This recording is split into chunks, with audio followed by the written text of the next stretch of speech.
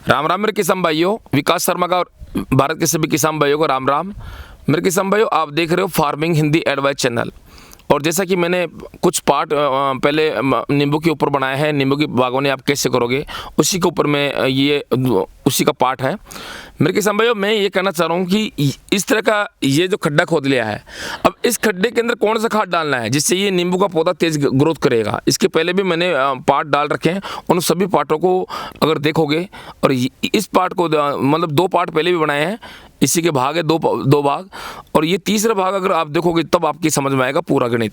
तो ये मैं इसके लिए स्पेशल खाद तैयार कर रहा हूँ। ये देख लीजिए, ये करीबन हमारे पास जिस कॉन्ट्रैक्ट मिला है मेरे को, जिस किसान ने मेरे को कॉन्ट्रैक्ट दिया है, करीबन ये 800 नींबू के पौधे हैं। और इन्हीं 800 नींबू को पौधे को मेरे को ग्रोथ कराना है, अच्छा इनको संभालना है, सारी जिम्मेदारी मेरी है इन पौधों की। अब ये देख लीजिए, हमने ये जो खड्डा खोदा है,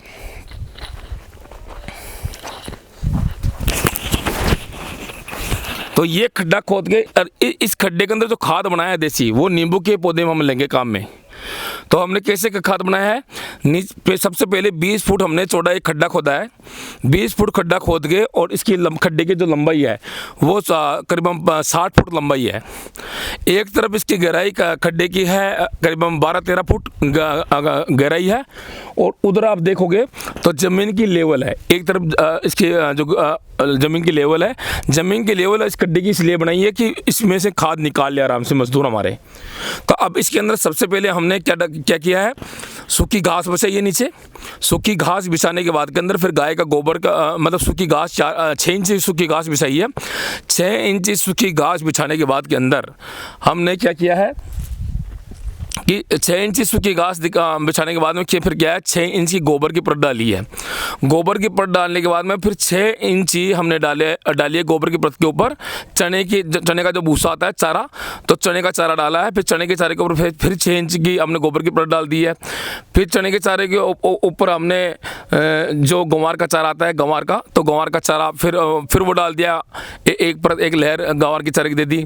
फिर गंवार के चारे के ऊपर फिर गोबर की लेयर दे दी। फिर गोबर की लेयर के ऊपर एक लेयर दे दी हमने नीम के पत्तों की। फिर नीम के पत्तों के ऊपर दे दी फिर गोबर की लेयर। फिर दे दी हमने सहजन के पत्ते, मोरंगा होता है तो उसकी लेयर दे दी। फिर उसके ऊपर हमने फिर गोबर की 6 इंच की लेयर दे दी। फिर अपने दे दी मदार आंकड़ा होता है, जो आंकड़ा की वो मदार आंकड़ा होता है तो उसकी 6 इंच की लेयर दे दी।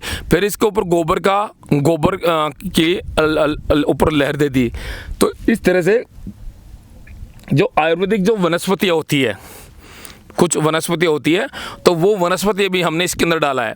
फिर इसके अंदर हमने थोड़ा बहुत क्या सरसों की खली डाल दिया बीच के अंदर। फिर इसके अंदर हमने थोड़ा रॉक फास्फेट डाल दिया। फिर इसके अंदर तो मतलब 5-7 कट्टे रॉक फास्फेट के डाल दिए। 5-7 कट्टे 50-50 kg के हमने जिप्सम पाउडर डाल दिया। तो ये डालने के बाद के अंदर हमने इसको ज़मीन को पूरा एयर टाइट कर दिया और फिर इसके अंदर पानी छोड़ दिया पूरा।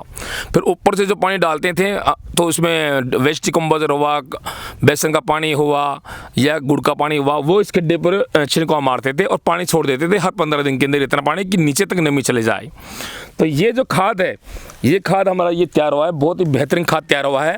और ये खाद हम फिर इस नींबू के अंदर, एक नींबू के पौधे के खड्डे के अंदर डालेंगे करीब 5 kg। ये देख लीजिए।